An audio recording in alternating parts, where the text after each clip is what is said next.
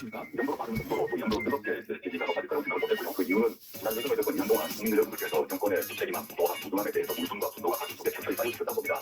그런데 그 국민들의 마음을 대변하는 그런 정치 분기 세력이 없었다고 판단하고 저와 우리 노부신당이 나서서 단호하고 과감하게 주장을 하다 보니 공감해 주시지 아닌가 생각하고 있습니다. 1호 법안이 한동훈 특검법 발의다 이런 얘기를 하셨습니다. 왜 이거가 한동훈 특검법입니까? 한동훈 비대위원장은 윤석열 정권의 법이 아닙니까? 살아있는 권력들 살아있는 권력이죠. 따라서 그 한동훈 자신과 그 가족의 범죄와 비하에 대한 어느 누구보다도 엄정한 처벌을 받아야 됩니다. 그런데 지금까지 전준성 검사가 2심에서 유죄선을 받았지 않습니까? 근데 송 검사가 그 문제 고발장을 국민의힘 쪽으로 그 이정각에 보내기 하루 전에 당시 한동훈 검사장은 60장의 사진을 한동훈, 전준성, 권준정 세 사람이 들어있는 단체 대화방에 올렸어요. 그 내용이 무엇인지 확인해야 됩니다. 공식적으로 의심했습니다. 그런데 한동훈 검사장이 24짜리 그 휴대전화 일본을 앞으로 못 밝혔어요. 두 번째, 윤석열 검찰총장이 징계 소송을 패했는데 1심에서 그러자 한동훈 법무부 장관이 그 변호사들을 칭찬하기는 커녕 정당한 이유 없이 내용을 다 표시했습니다. 그래가지고 2심이 배분했습니다. 이런 직권남용 직무유기가 없다고 하고요. 세 번째는 한동훈 그 비대위원장의 따님은 언론 보도에 따르게 되면 논문 대필, 에세이 표절, 공사시간, 이만시간 부풀리기 등 11가지가 보도되었는데 게다가 대필 논문을 한 케냐 사람은 내가 대피했다라고까지 나왔습니다. 그런데 수사기관은 이 11가지 임시들이 모두에 대해서 문의를 내렸습니다. 그런데 이 세 가지 정의에 대해서 수사가 제대로 이루어지지 않았기 때문에 작년에 특별검사를 도입해서 수사를 하지 않습니다. 말씀하신 것 중에 자녀 입시도 관련해서는 의미가 다 나는 게 특검을 하냐 이렇게 국민의힘 얘기하더라고요. 의미가 난 이유가 있으면 제대로 수사를 안 했기 때문이죠. 굳이 저희 나라가 비교하자면 저희 나라는 일기장, 크레딧카드, 체크카드 다 압수됐고 저희 나라가 다녔던 고등학교 다 압수됐습니다.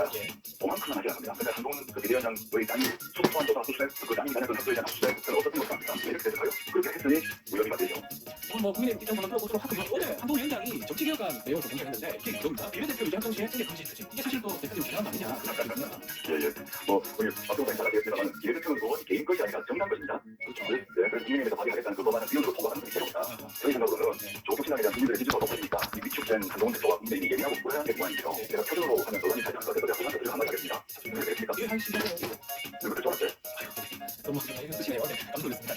예. 그래서 이런 어떤 법안을 발의하겠다 이렇게 하는 것이 아닌지 보시고요. 한 번만 설명해 주시죠. 그 말씀 드립니다. 그리고 한번 다시 한번 더 국민의힘에서 배경이라든지 한번 들어보는 시간도 가질 수 있으면 가졌습니다. 그리고 민주당에서 그 이종석 건설대사 국방부 전 장관 특검법 발의인데요. 정부신당에서는 또 고발을 했지 않습니까? 그러면 그 내용 한번 얘기해 주시죠. 지금 생각합니다. 나는 그 명백한 범인도 기체가 이루어졌다고 보고 있는데 아시다시피 공수처가 이 장관을 킹자로 입건하고 출국 금지시켰어요.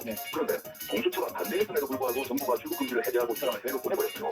이건 뭐냐? 국가 권력이 나서서 살아있는 권력의 범죄를 은폐하려고 대가가 결정한 겁니다. 반드시 지상이 밝혀지고 관련자가 처벌해야 됩니다. 이 이종석 장관이 자신이 결재했던 것을 기각으로 가운데 대통령실 관계자가 연락을 했다는 말입니까? 그러면 이종석 장관에게 자신이 결재한 것을 정정하도록 지시하신 사람은 윤석열 대통령 그 아기 두 사람밖에 없습니다. 누가 이런 지시를 이종석 장관에게 했는지 자 수사에 있는데 수사를 하지 못하게 하려고 모두가 보내버린 거죠. 정말 뻔뻔하다 생각합니다. 한동훈 비대위원장은 이종석 전 장관 출국 금지 자체가 장관 그만두고 한 거기 때문에 별 문제 없다고 얘기하거든요. 그 박정관이 영화 TV도 보셨죠? 그 대사 하나 인용하겠습니다. 비겁한 변명입니다. 비겁한 변명이다 보시는군요. 자 어제 그 뭐 한 위원장이 이 대사 임명 처리 후에 또 언제든지 또 수사받을 수 있다 이렇게 얘기하거든요. 그건 어떻습니까? 글쎄요, 그렇지 않을 것 같습니다. 당장 기업기초 보상도 받고를 얘기해서 보내놓고 이제 회사로서의 공부가 바쁘다, 운동도 지원하고 이어지고 과거 동영상 지원도 하는 거니 미국으로 도망가지 않습니까? 몇 년을 버텼습니다. 그간 뒤에 수차례 기각 요구해가지고 수사의 그 내각이 운영대로 가만히 있기 때문에 한동 위원장의 말을 믿을 수 없다고 합니다. 그러다 만약 기업과 소환해서 조사를 받고 난 뒤에 다시 또 보내될 거 아닙니까? 대통령실 임명 과정에 문제가 없고 철회가 없다라고 하고 정치 공작이다 이런 말씀도 한번 드리겠습니다. 변수 중에 하나가 또 사법 리스크라는 얘기도 하거든요. 이 부분에 대해서 또 어떻게 말씀 주실 수 있을까요? 아마 전화, 전화로 우리 열심히 그시험을 받은 그런 것 같습니다. 전화, 전화 모두 장사 역할을 갖고 있는데 이건 어떻게도 수법도 아니고 대한민국 국민들은 누구나 가져야 하는 그런 기본권을 생각하고 있는 겁니다.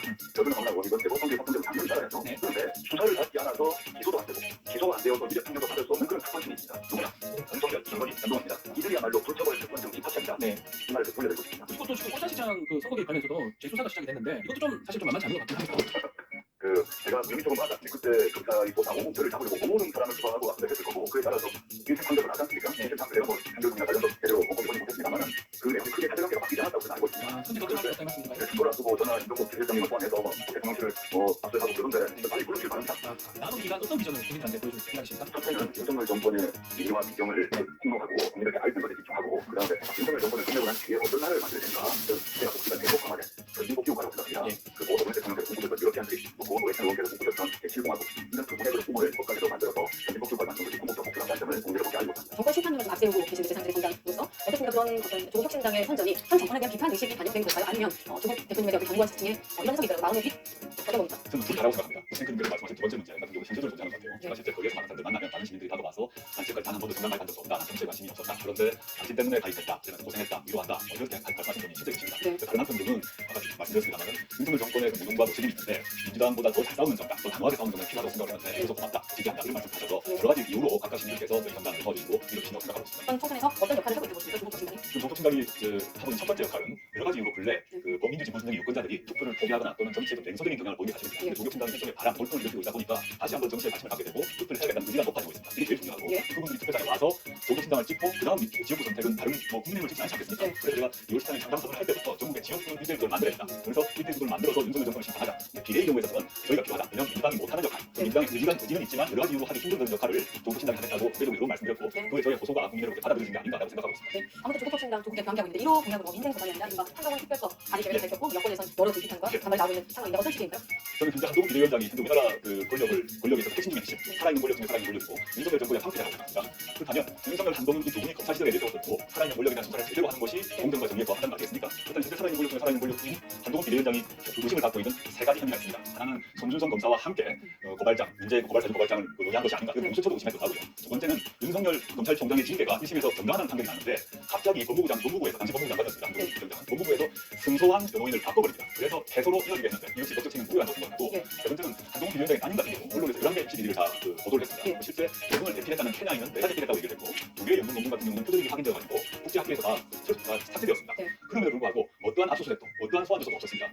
그 윤석열, 한동훈 두 분이 검찰 시절에 내세웠던 그 살아있는 권력 수사의 기준에 따르게 되면 이미 수사를 해야 되죠. 그런데 경찰도 본격적인 수사를 하지 않고 있기 때문에 어쩔 수 없이 저희로서는 노동을 모이시가 본인이 했던 말을 지켜라 라는 차원에서 그렇게 되어야 다른 국민들도 수사의 편파성, 수사의 차별성에 대한 불만을 토로하지 않지 않겠습니까? 네. 그래서 한동훈 특검 법안을 이루고 만들어라 발의할 것이라고 약속을 드렸습니다. 네. 그러니까 한동훈 위원장과 관련된 것만 놓고 봤을 때 11가지 입시비리 문제에서 이제 위원회가 나왔지만 수사 결과를 믿지 못했기 때문에 특검법을 도입하자라고 했더니 아까 저희 자막처럼 윤재원 원내대표 같은 경우는 네. 사적인 어떤 복수의장을 선택했다는 선언이냐라고 했고요. 그대로 전해드리면 불공정한 대명사가 무슨 자격으로라는 표현까지 나오면서 여권에서 반발을 하고 있거든요. 거기에 대해서 반론을 해주신다면? 사적 복수란 말 자체가 웃긴데요. 네. 법률을 통해서 국회가 특별검사를 임명을 하는 것인데 무슨 제가 사적 복수를 하겠습니까? 그걸 소리고 이 문제는 조국 개인의 사적 복수 문제가 아니라 윤석열, 한동훈 두 분이 오랫동안 외쳐왔던 공정과 정의를 자기 자신에게 적용시키는 문제입니다. 윤석열 대통령이 할지라도 한동훈 비대위원장이 할지라도 자신들이 저지른 범죄와 비리에 대해서 책임을 져야 됩니다. 이건 복수가 아니라 응징이죠. 정당한 응징이죠. 정확히 얘기하면 정당한 응징이고 그런 정당한 응징을 받도록 정당한 증거를 받도록 정치인은 움직여야 된다 생각하고 있습니다. 한동훈 위원장과 지금 공강이라고 해야 될까요? 벌이고 있는 부분이 지금 한동훈 특검법을 발의하겠다고 했더니 이제 한동훈 위원장 같은 경우 비례대표 승계 금지가 많은데요. 그러니까 조국 법안을 발의하겠다고 했고 조국 대표님께서 제가 위원이다 이렇게 주장을 하신 걸로 알고 오늘 한동훈 비대위원장도 다시 재방에 나섰거든요. 그거 설명 좀 해주시죠. 실제 국민들께서 아셔야 될 것은 지역구는 지역구 국회의원 개인의 것이라 하지만 비례 의원은 그 비례의원 개인 것이기 이전에 정당의 것입니다. 네. 그래서 승계가 가능하도록 법안이 만들어졌고 지금 한동훈 비대위원장이 그냥 국민의힘에서 준비한다고 하는 그 정치개혁안 그 법안에 대해서 거의 동일한 법안이 과거 제출되었는데 네. 헌법재판소가 2009년에 이렇게 말한 바 있습니다. 정당의 비례대표 국회의원 의석을 할당받도록 한 선거권자들의 정치적 의사표시를 무시 왜곡하는 결과를 초래한다. 따라서 개인의 민주주의에 부합하지 않는다라고 2009년에 결정을 했어요. 네.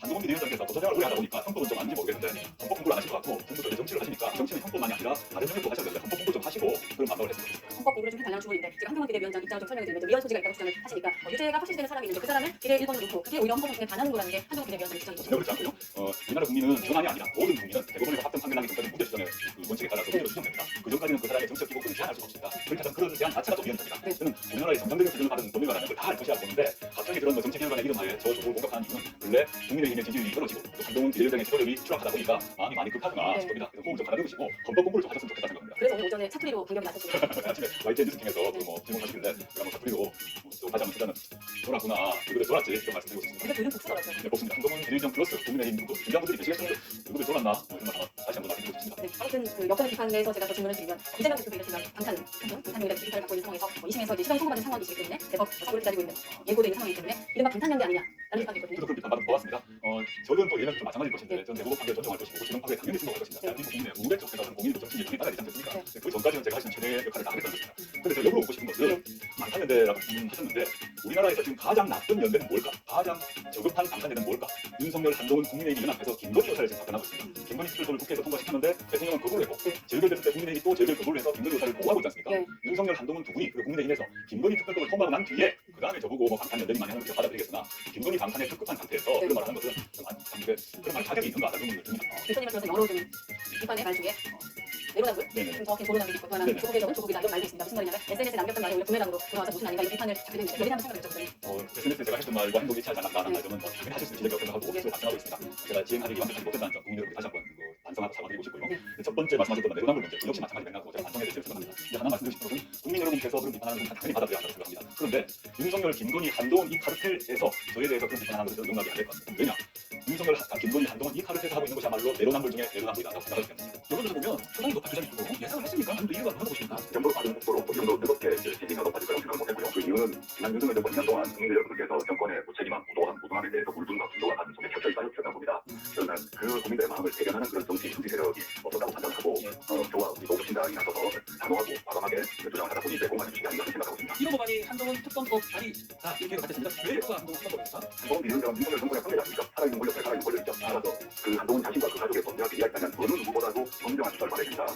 그런데 지금까지 전준성 검사가 1심에서 유죄를 받았지 않습니까? 근데 송 검사가 그 문제를 고발장 국민의힘 쪽으로 그 전신전략에 보내기 하루 전에 당시 한동훈 검사장은 60장의 사진을 한동훈, 전준성, 권순정 세 사람이 들어있는 단체 대화방에 올렸어요. 예. 근데 내용이 무엇인지 확인해야 됩니다. 공수처로 그걸 심했습니다. 그런데 한동훈 검사장이 일종의 바람, 돌풍을 일으키고 있다 보니까 다시 한번 정치에 관심을 갖게 되고 투표를 해야겠다는 의지가 높아지고 있습니다. 이게 제일 중요하고 예. 그분들이 투표장에 와서 조경신당을 찍고 그 다음 지역구 선택은 다른 국민의힘을 찍지 않지 않겠습니까? 네. 그래서 제가 2월 13일 창당 선언을 할 때부터 전국의 지역구는 1대1 구도를 만들어냈다. 그래서 1대1 구도를 만들어서 윤석열 정권을 심판하자. 근데 비례의 경우에 있어서는 이로 관련해서는 의미가 않는데 어떻게 특검을 하냐 이게 좀 국민의힘에서 얘기하더라고요. 정리를 한 이유가 있으면 제대로 수사를 안 했기 때문이죠. 혹시 저희 알려주자면 저희 딸은 일기장, 크레딧 카드, 체크카드 다 수수했고 저희 나라에 다녔던 고등학교 다 수수했습니다. 그만큼 하지 않습니다. 근데 한동훈 그 비대위원장의 담임 수사 소환조사 수수했, 그 담임이 다녔던 학교에 대한 수수했은 없었던 것으로 합니다. 왜 이렇게 됐을까요? 그렇게 했으니 무혐의가 되죠. 이건 뭐 국민의힘 입장 한번 들어보도록 하고요. 어제 한동훈 위원장이 정치개혁안 내용을 좀 공개했는데 이게 그겁니다. 비례대표 유죄 확정 시에 승계 금지 추진. 이게 사실 또 대표님을 겨냥한 거 아니냐 이런 생각이 있습니다.